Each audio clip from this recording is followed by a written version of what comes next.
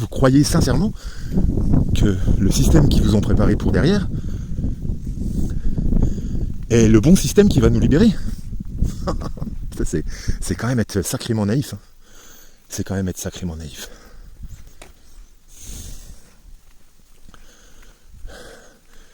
Ils sont quand même beaucoup plus dans une dynamique à nous enfermer, sous prétexte de plus de sécurité, à nous enfermer de plus en plus les uns chez les autres, chez nous, et qu'on ne se voit plus entre nous.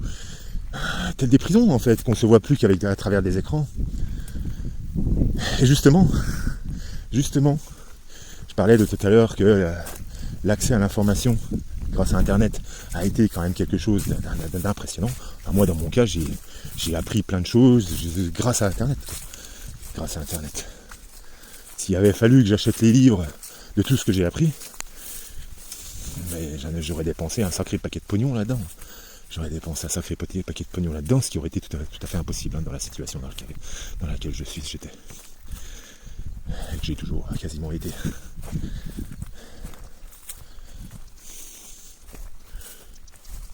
Une situation que j'ai voulu. Hein. Quand on s'investit en fait dans ce qui nous fait vibrer, on s'aperçoit que c'est pas la façon la plus simple de se développer financièrement, on va dire. Bien que je suis entièrement conscient que j'aurais certainement pu faire plus, qu'il y avait certainement à un certain moment un peu de paresse, qui était peut-être nécessaire aussi, on ne sait pas. Bref.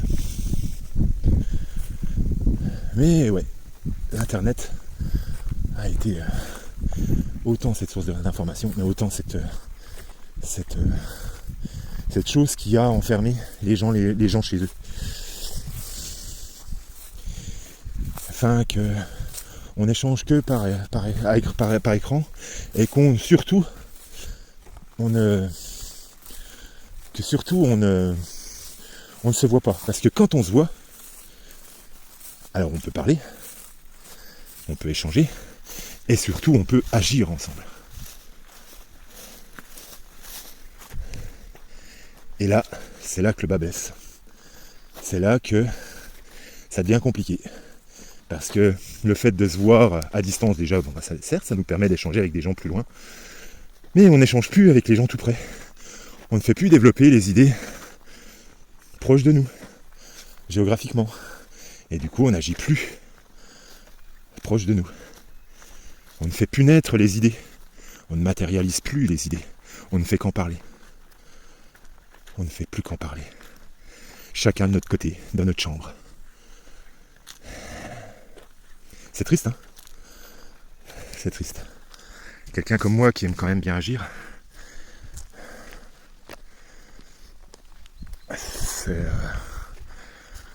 et qui a besoin aussi d'être entouré pour agir.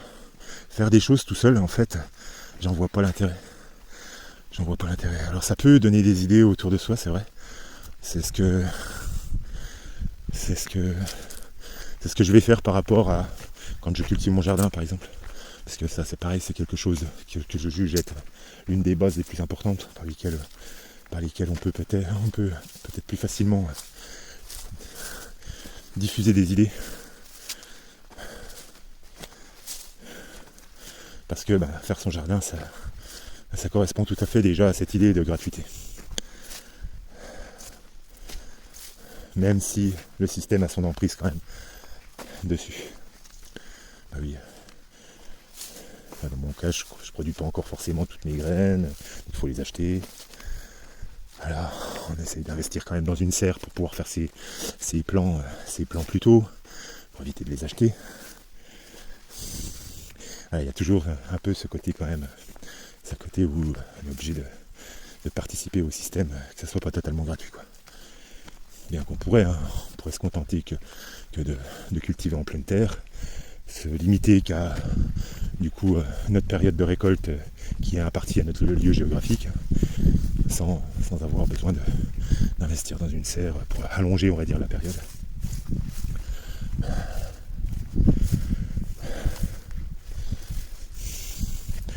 Donc ça, je le fais.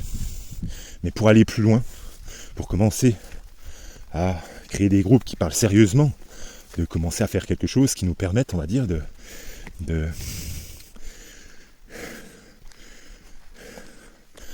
produire au besoin. C'est ce dont je parle dans toutes mes vidéos qui parlent d'un monde sans argent.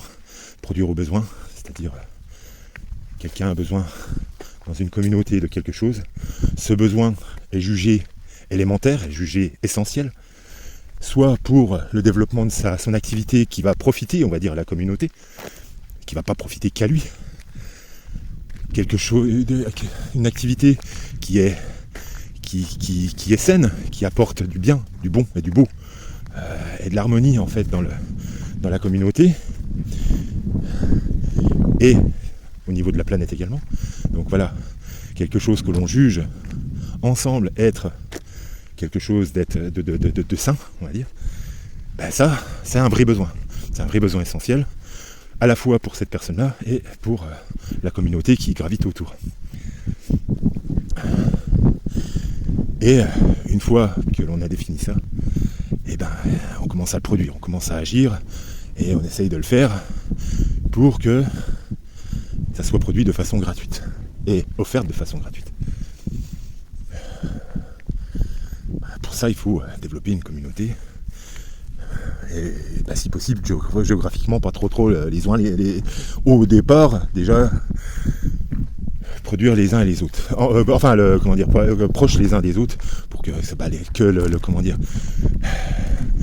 que les transferts entre chaque individu soient quand même assez faciles, au moins au départ, pour faire naître, on va dire, un projet, et que ça soit assez stable, que ça soit construit sur le roc, comme Jésus disait, que ça soit construit sur le roc, et qu'au moindre coup de vent, la fondation ne parte pas en éclats. Et ça, voilà, plus la communauté est quand même proche l'un de l'autre, plus c'est quand même facile à créer un socle solide, quoi.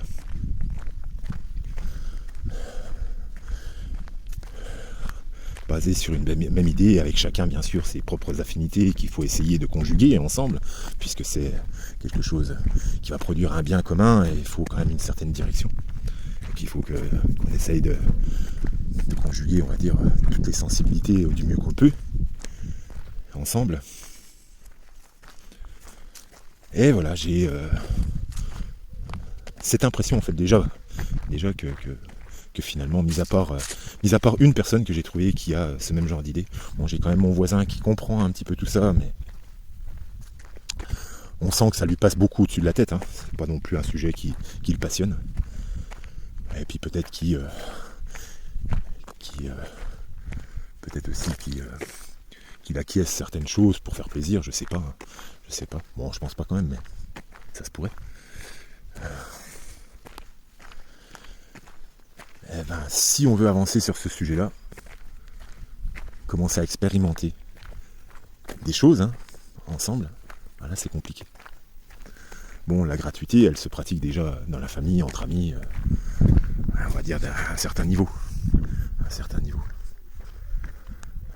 Il y a quand même l'esprit des coups de main qui n'est pas totalement perdu, qui était déjà beaucoup plus développé à une certaine époque, hein, avant que justement tout le monde s'enferme chez eux, à avoir peur de son voisin par exemple.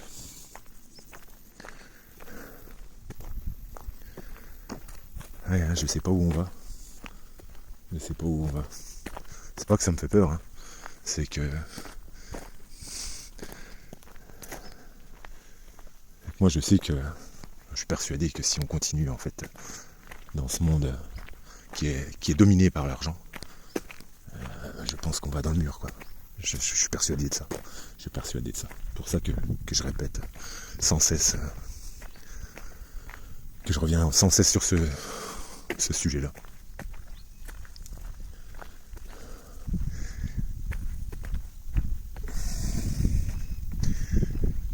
Donc voilà, ouais, cette vidéo, c'est un peu en espérant que des gens pas trop loin géographiquement de moi, c'est pas de la détresse, hein. C'est pas de la détresse, parce que moi je vis ma vie, et puis voilà, j'essaye dans mon coin de faire ce que je peux. cette année, je vais pas faire beaucoup de jardin parce que ma santé me l'a pas permis, mais c'est comme ça. Il arrive des moments où il faut penser plus à sa santé que même si créer son propre jardin, cultiver son propre jardin fait partie aussi de la santé. Voilà, ça a été... voilà, il faut que je protège un petit peu, que je pense un peu plus à ma santé cette année. Mais c'est pas grave, l'année prochaine ça sera reparti et on repartira sur de bonnes bases. Donc de toute façon c'est la base de tout. Le potager, c'est comme je vous le dis. C'est la base de tout. Mais voilà, je vis dans le monde, je suis pas complètement en autarcie. Mon métier fait que je côtoie des gens, beaucoup de gens, bien plus que beaucoup de monde, de simples gens. Rencontrer des nouvelles personnes, je fais ça tous les week-ends. Je n'évolue pas que dans mon petit cercle. Et voilà, moi j'ai pas non plus envie de vivre en autarcie, j'ai envie de vivre, j'aime tellement l'humanité que j'ai envie de vivre avec elle aussi, quoi. Et que si ce système ne me convient pas, forcément que j'ai envie d'expérimenter d'autres choses avec des gens qui voudraient tenter des choses. Donc c'est un peu un appel quand même à commencer à créer un cercle géographique sur un cercle géographique assez restreint, qu'on puisse se voir assez facilement et parler de ses idées et expérimenter ses idées. Alors je parlais tout à l'heure qu'au niveau de l'État, ils voient d'un seul œil ceux qui tentent en fait de proposer et d'expérimenter des idées de gratuité. Forcément, quand l'État ne peut pas se faire d'argent pour le dilapider à tout va, sans qu'il y ait une once qu'ils aient rien à nous prouver en fait, qu'ils aient rien à nous justifier, voilà, qui dilapide l'argent des Français à tout va, à grand tour de bras, pour des choses qui ne nous concernent pas parfois.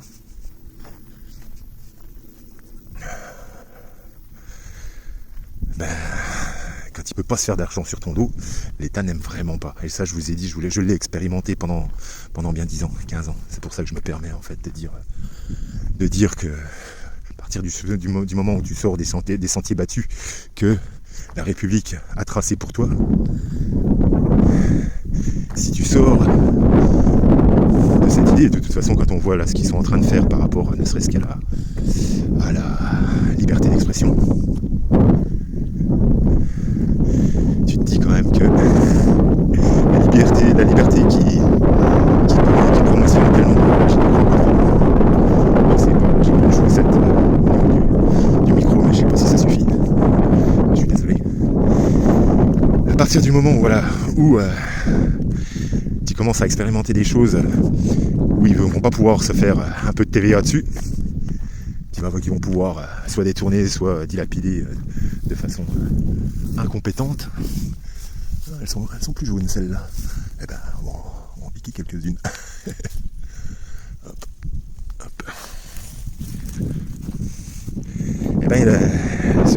Ce fameux État n'est plus content du tout. Moi, s'il produisait de bons fruits, je serais fier de participer à l'effort collectif. Mais ils ne produisent pas de bons fruits. Et ça, je suis pas de ceux qui baissent mon froc en fait, face à ça. Je suis pas de ceux qui baissent mon froc. Alors peut-être qu'à certains moments, parce que mes ambitions étaient de pouvoir vivre de ma passion, ont fait que j'ai suivi un chemin qui m'a demandé d'être dans un système où on va faire payer nos services et tout ça. Ça ne veut pas dire que je ne comprenais pas non plus le fait que ce système était pourri et allait devenir de plus en plus pourri. Par exemple, quand j'étais dans le milieu des soirées de musique électronique, il y avait aussi une chose qui avait fait que de toute façon, tant pis, je m'étais plié à faire des soirées payantes avec le groupe, l'association avec laquelle je faisais. C'était aussi le fait que je n'acceptais pas que par le fait qu'on ne nous laissait plus de lieux possibles. Dieudonné, on a fait les frais il n'y a pas longtemps encore. Où le paysan qui lui prêtait un champ pour pouvoir se représenter a eu tellement de pression qu'il a baissé son froc en fait. Il a baissé son froc et il a retiré son autorisation à Dieudonné de se représenter sur son lieu, ce qui a fait que du coup ils ont été obligés d'annuler sa soirée. C'était exactement en fait ce qui se passait chez nous. C'était exactement ce qui se passait chez nous dans notre domaine. Le milieu des teufs et des rêves parties et tout ça a vécu ceci avant tout le monde.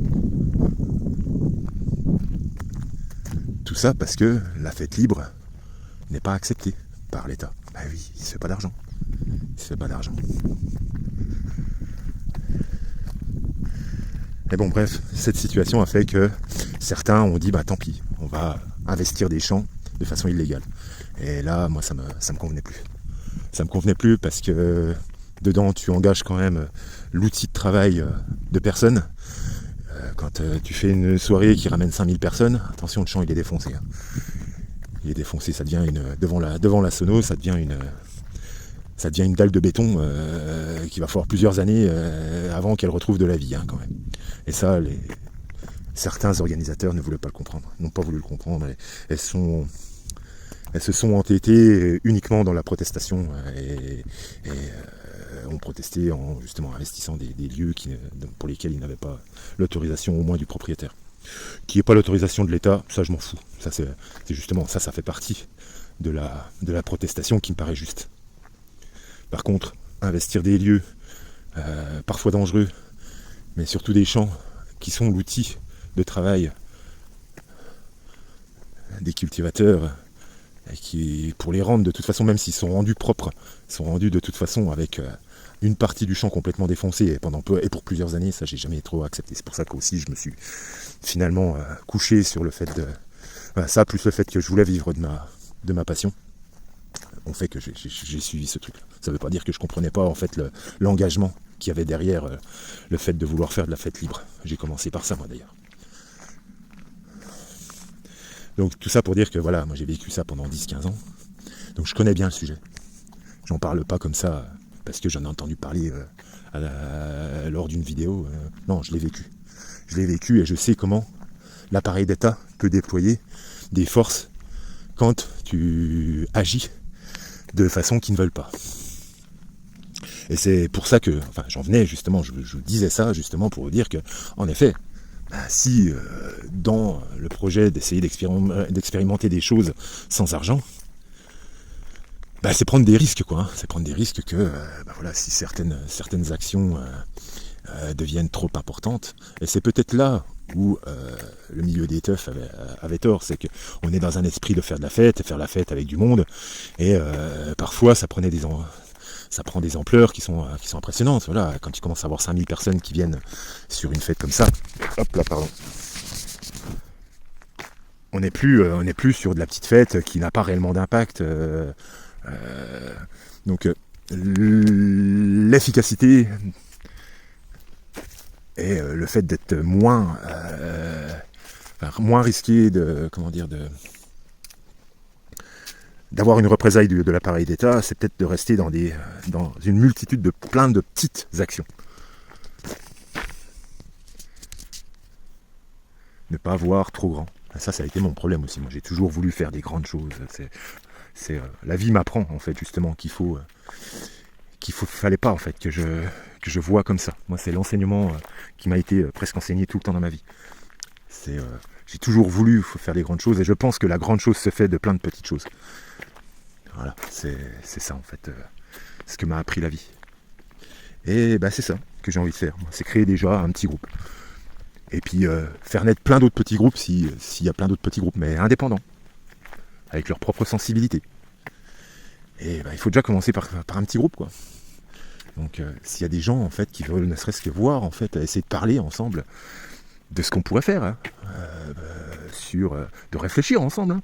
Moi j'y ai déjà réfléchi pendant longtemps, mais je suis ouvert en fait à d'autres idées, à des idées que j'aurais même pas pensé réfléchir. Oui, j'aimerais bien géographiquement trouver quelques personnes, 2, 3, 4, 5, qui veulent parler, qu'on se voit, pas que sur Internet. Ça peut commencer sur Internet, mais qu'on puisse se voir et que ça soit assez proche géographiquement les uns les autres, pour qu'on puisse se voir facilement. Pourquoi ? Parce que je le disais tout à l'heure. Quand on se voit facilement, c'est beaucoup plus facile de mettre en œuvre et commencer à agir. Voilà. Donc c'est une sorte de vidéo qui vous apprend certaines choses. Hein. Vous apprendrez certainement des informations, des choses que vous n'êtes pas conscient, que moi j'ai vécu et qui me permet d'avoir certains avis. De l'intérieur en fait, de quelqu'un qui a vécu et que ces expériences-là lui ont permis de comprendre la direction dans laquelle la société va, et qui de toute façon, on voit bien que, moi c'est des expériences que j'ai vécues il y a 20 ans, 25 ans, 30 ans. J'ai commencé à vivre il y a 30 ans. Et que je vois que je me trompe pas en fait. La société va vers, de plus en plus, vers ce que moi j'ai expérimenté il y a 30 ans. J'ai commencé à expérimenter il y a 30 ans. Ça fait vieux crouton alors que je me sens jeune moi encore. Bon, bien que mon corps me montre en ce moment que bon là ça va mieux quand même, ça va beaucoup mieux. Mais il me montre que j'ai plus 20 ans non plus. C'est quand même triste qu'à 47 ans, on est déjà des choses qui te ralentissent un peu, alors que tu as un esprit où tu as envie de taper dans la lutte. C'est ça le truc, c'est qu'on n'a pas réussi encore à unir les jeunes derrière des idées mûries des vieux. Alors bon, faut pas dire aussi que tous les vieux ont des bonnes idées. Mais il y a beaucoup de vieux qui ont vécu beaucoup de choses, je pense qu'en fait, certains vieux des années 80 ont quand même beaucoup plus de choses, d'expérience en fait, à faire profiter à des jeunes qui ont vraiment l'énergie. Parce que c'est ça le truc, et encore plus maintenant avec tout ce qu'on bouffe de merde, qui nous détruisent la santé, toutes ces technologies qui nous détruisent la santé. On a des corps qui se détruisent bien plus vite et on a bien plus vite moins d'énergie que nos anciens à l'époque, quoi. Et oui, c'est d'autant plus aujourd'hui que l'union entre les jeunes et les, on va dire, la génération des années 80, 90, 70, 80, 90, on va dire, l'union en fait de ces générations-là est d'autant plus importante en fait, parce que oui. Bon, je dis pas que les jeunes d'aujourd'hui ne vivent pas ce que j'ai vécu. Oui, si, ils le vivent de plus en plus en fait. C'est peut-être bien ce qui va faire que quand ils vont apprendre que les anciens, j'aime pas dire ça, mais on va dire les générations d'avant eux ont vécu ça et on commence disent les mêmes choses que ce qu'ils sont en train de vivre de façon pire à notre époque. Peut-être que c'est ce qui va les unir, je sais pas. Bref. Le tout, c'est de pas s'unir dans une action violente, mais dans des actions concrètes qui coupent l'herbe sous les pieds à l'appareil d'État perverti. Je dis pas que tout l'État est mauvais, mais voilà. Donc s'il y a des gens qui veulent parler, qui sont proches, qui aimeraient peut-être commencer à agir, à faire des choses pour expérimenter des trucs sans argent, je suis là. N'hésitez pas à venir parler avec moi. Allez, je vous quitte sous la vue de cet énorme taureau du paysan de mon village. Un bon bestiau.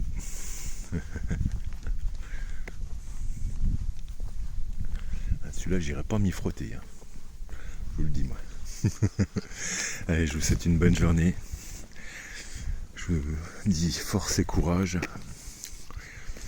paix, confiance et foi en Dieu. Soyez bien guidés. Que l'Esprit Saint soit sur vous.